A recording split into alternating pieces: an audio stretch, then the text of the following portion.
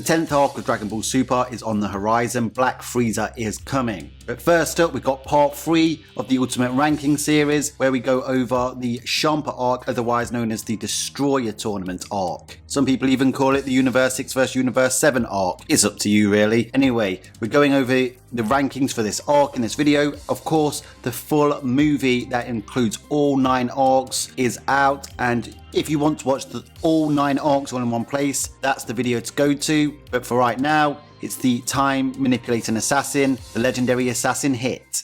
Next up is the Champa arc, or as some people call it, the Universe 6 vs Universe 7 arc. This arc spans from chapter 5 to chapter 13 of the Dragon Ball Super Manga, and the chapters generally get longer as to what we're more akin to later down in the series. Chapter 5 to 7, once again, are pretty much exposition for the arc. You do find out little tidbits, for example, that Beerus is stronger than Champa, Vados is stronger than Whis, at least she believes so, as well as the fact that Gohan likely still has the most potential, despite him showing continual regression in Battle of Gods in Resurrection of F. We're in chapter 8, the tournament officially begins. It's basically Botama against a non-warmed up base Goku. Base Goku is actually struggling at first because he hasn't warmed up. It's really hard to scale where Botama's at, but he does have a plus for his hacks ability, which is that he can take damage and send it somewhere else. This one may be a contention, so let me down in the comment section. I've scored him at 5,000 simply because he doesn't perform as well as Piccolo when Piccolo fights later against Frost. This example is a demonstration of how a hack's ability can actually equalize greater raw power.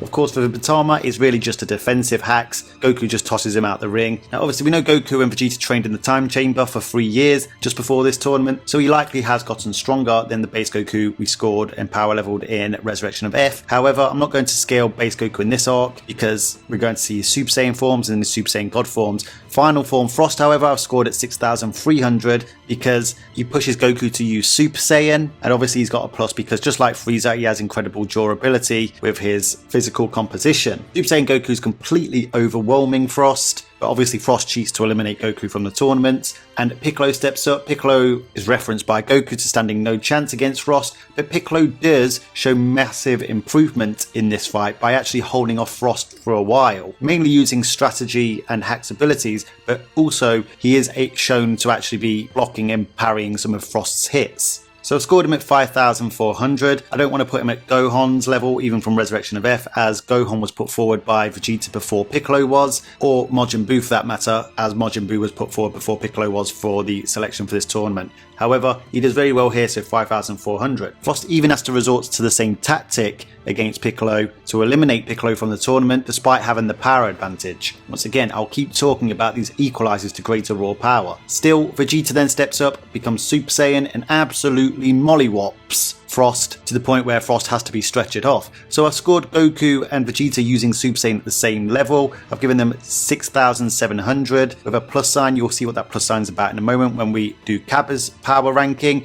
Basically, what you probably questioning is, how is base Goku and base Vegeta likely at 6,000 levels, but his Super Saiyan state doesn't put him into a higher tier category in terms of the power? Well, turning Super Saiyan for the sake of these cards isn't like multiplying 6,700 by 50.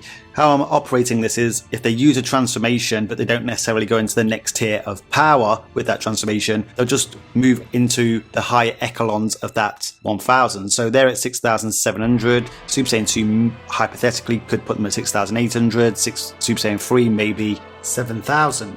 They're hypotheticals, but that's just to give you an insight on how this is working. That's how the stickers also work, even though in this video we're actually moving up their base forms and preceding transformations as the arcs go on to show that they have progressed throughout the arcs. That's not something the stickers did, but I am doing it for this video. Up next, Vegeta faces off against Metal Man Vegeta.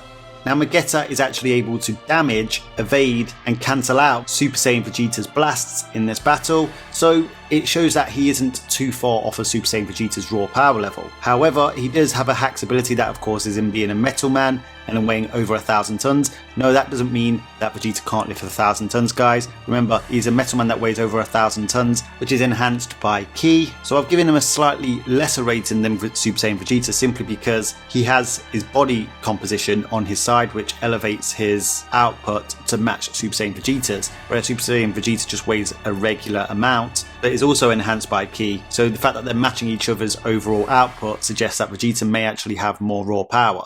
So I'm pitting Metal Man Vegeta at 6,500. Of course, Metal Man Vegeta's weakness is roast type Pokemon. The moment you roast Metal Man Vegeta, he automatically falls apart mentally. In chapter 12, we get Battle of the Saiyans, Cabba versus Vegeta. Vegeta, just like in the anime, does state that at base level, Cabba is equal to that of Vegeta. Of course, Vegeta teaches Cabba how to use Super Saiyan. Now, this particular fight between the two Super Saiyans doesn't necessarily go as in depth as the anime does. We see Vegeta literally tank a Super Saiyan Cabba hit in the anime. However, I likely believe the same thing is going on here. So there's a reason why I've given Super Saiyan Cabba a power of 6,700, because he likely would have got that 50 times multiplier of Super Saiyan, just like Goku and Vegeta would. However, Goku and Vegeta have Super Saiyan grade 4. Now, I know there's theories about it being beyond that of 50 times, but we don't have any official sources to corroborate this other than theories. So we'll go for 50 times as that is the low ball, and as I said, I'm using traditional power scaling for this video. Cabba is at 6,700 with a minus because he cannot use grade 4 Super Saiyan. I believe this is the reason Vegeta was able to tank Super Saiyan Cabba's hit as a Super Saiyan. You may disagree, you could call it headcanon, let me know down in the comment section. Of course, Vegeta goes Super Saiyan Blue and basically one-shots Super Saiyan Cabba, and Cabba's lights are out. On to the next battle. Vegeta fights off against the legendary assassin Hit. Now, Vegeta is stated to be at about 10% of his power in Super Saiyan Blue in this fight, and he obviously cannot figure out what Hit's ability and technique is. Now, Vegeta basically being reverted to 10% of his power at this particular point in the series is important, especially when we get to the Future Trunks arc, because it helps explain a vague aspect in that arc.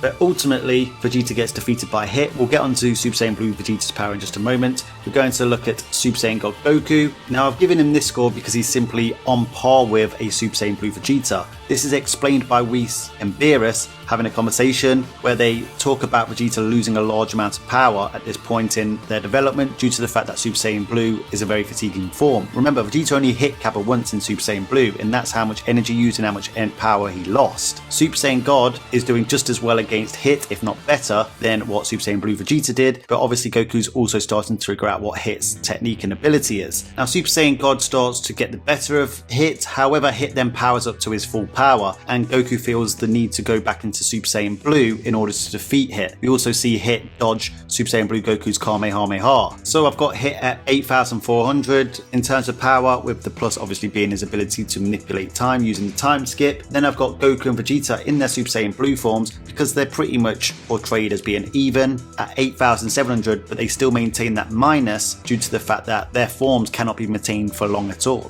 So to conclude, Goku and Vegeta with their Super Saiyan Blue forms do seem to have the most raw power, and they are portrayed as even. However, Goku uses his blue form better by using it in tandem with Super Saiyan God. So Goku's the head of the table in terms of this arc, in my opinion. Of course, Hit's time manipulating abilities serve as an equalizer to Goku's greater raw power. In fact, quite a few characters in this arc introduced hacks that serve somewhat as equalizers to greater raw power. The good old bar chart seems a little bit more filled out now. Not too many contentious things in this arc, to be honest, but let me know your thoughts down in the comment section as always.